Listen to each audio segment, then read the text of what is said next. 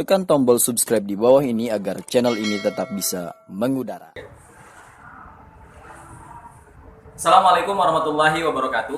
Bertemu lagi dengan saya Sabina Jiaul Haq di channel Sabina Jiaul Haq.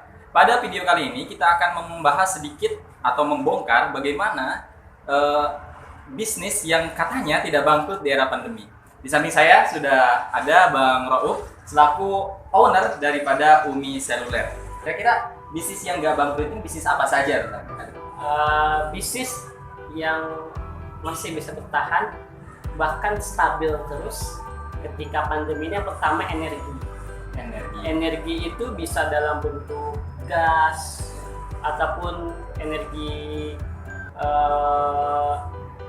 bumi seperti bensin, premium, pertalit yang berkaitan dengan energi itu dia tidak akan bangkrut karena kebutuhan sehari-hari. Iya.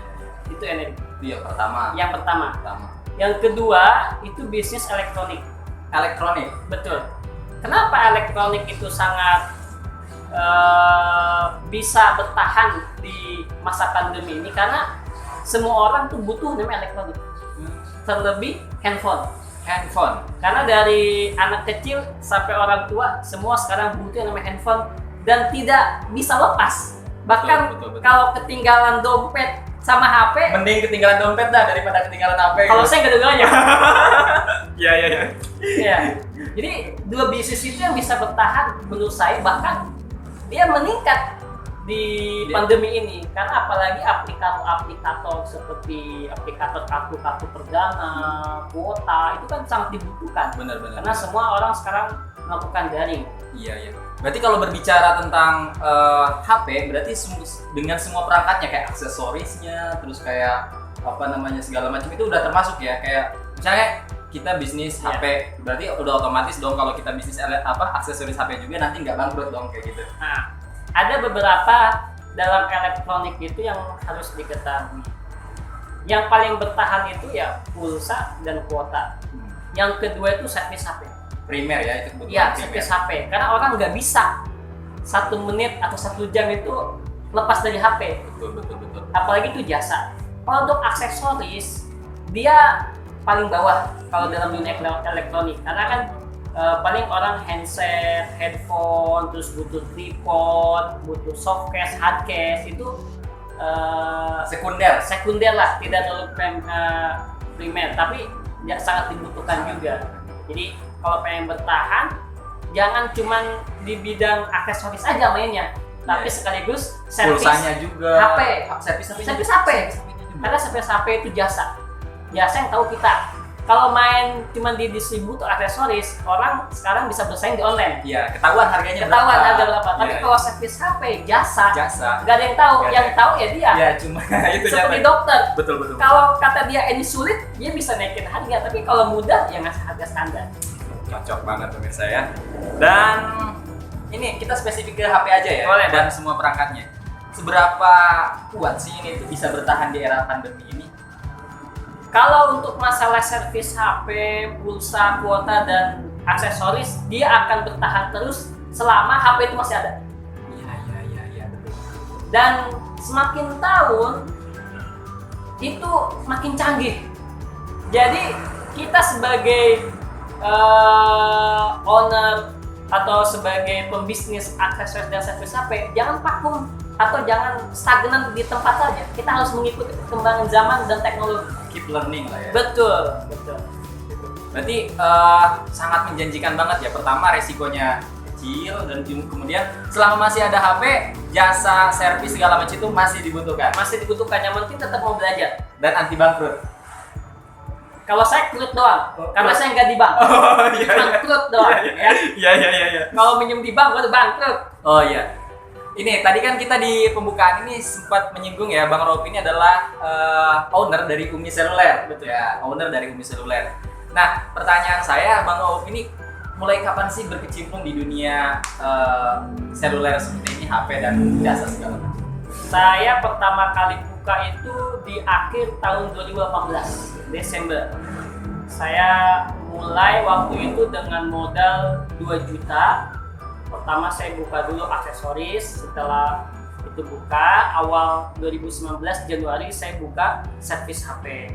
Dari 2 juta itu alhamdulillah sekarang sudah ada 2 cabang counter yang ada di daerah Tangerang. Keren banget. Dengan modal hanya 2 juta rupiah saja sudah bisa. Dan bahkan progres ya. Progres. Buka cabang. Tapi dengan satu ketentuan harus fokus. Tidak bisa kita sampingkan. Kalau bisnis itu kita sampingkan atau hanya sebagai sampingan, maka nanti hasilnya pun sampingan. Benar. Tapi kalau kita difokuskan satu tujuan, maka hasilnya pun akan maksimal. Begitu. Jadi usahakan kalau emang terjun di dunia bisnis apapun, usahakan satu fokus, yang lain jangan dulu. Betul. Pandemi 2020 ini seberapa mempengaruhi omset di Umisel ini? Apa ada naik, apa turun, apa seperti apa? Kalau untuk di Umisel sendiri, alhamdulillah kenaikan terus. Subhanallah ya. Jadi nggak bangkrut malah ya? Alhamdulillah tidak. Keren banget pemirsa ini, aduh, bisnis. Karena kan orang sekarang pegang HP semua, bahkan permintaan HP second itu makin meningkat. Sehari itu bisa sampai 10-15 pieces. Tapi karena keterbatasan kami, paling 2 minggu atau 3 minggu itu habis. Bahkan kami juga HP second dikirim secara online ke Semarang, Kirim online ke Jawa Timur dan Jawa Tengah. bahkan pemasarannya bukan cuma offline, Bukan offline, online juga kita. termasuk jasa servis itu orang misalnya nggak datang ke sana, Iya. tiba-tiba dikirimin aja.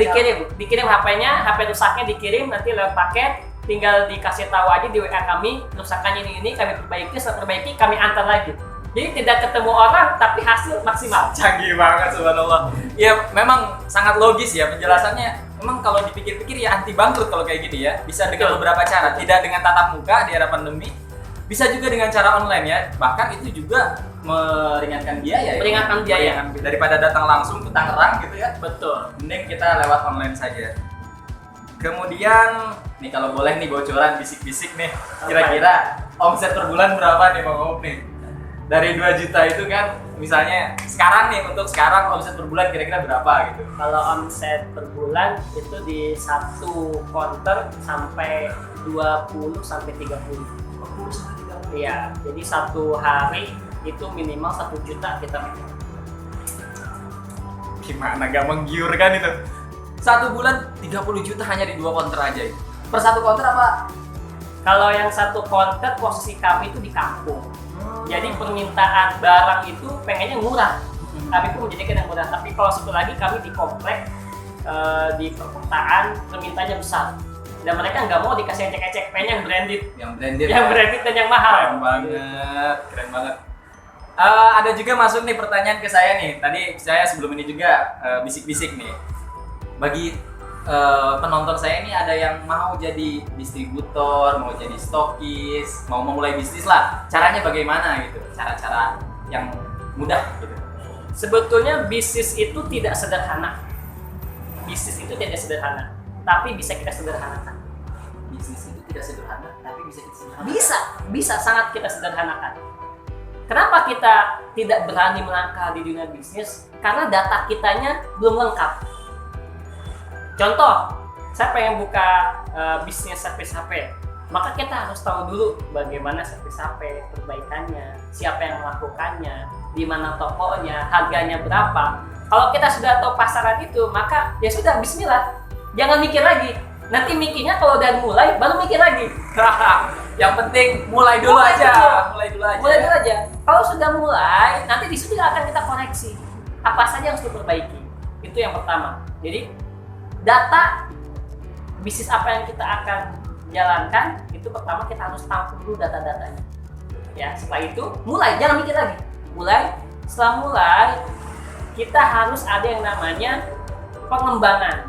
Jadi seperti di Umisel, itu ketika ada omset 1 bulan, tidak semuanya kita ambil.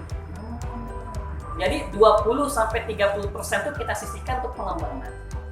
Jadi tiap bulan itu progres terus, ada barang baru lagi, sehingga kita bisa buka cabang setahun itu minimal 1, bahkan bisa 2. Iya. Keren banget pemirsa. Jadi luar biasa ya. Terus pertanyaan lagi Bang, ini kan kita main juga di aksesoris HP ya. Betul. Nah, cara promosinya, cara pemasarannya kalau di online misalnya spesifik di online. Kalau di online sendiri kita di marketplace kita main baik di Facebook maupun di Shopee, di Tokped ataupun di IG. Bahkan saya pun terkenalnya orang kalau datang ke toko saya tanya, "Mas, Mbak, tahu dari mana?" Dari Google Map. Jadi jangan salah, bagi Anda yang belum ada Google Map-nya, tolong perbaiki Google Map Anda, ratingnya diperbaiki. Betul. Ketika Anda pengen buka servis HP terdekat, itu langsung muncul toko saya.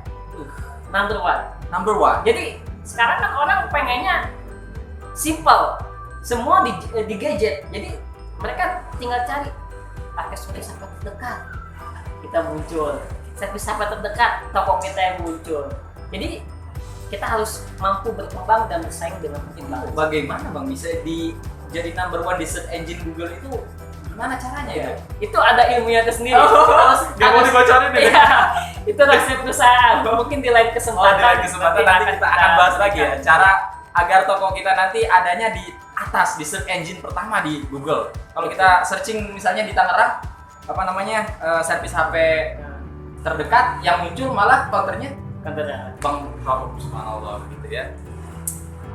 Kira-kira Bang Rauf, nih ini kan kita sudah berbicara prospek dan progres ya. Kira-kira selama menjalankan bisnis ini sudah hampir 2 tahun ya, dari hampir 2 tahun. Saya pembisnis baru ya.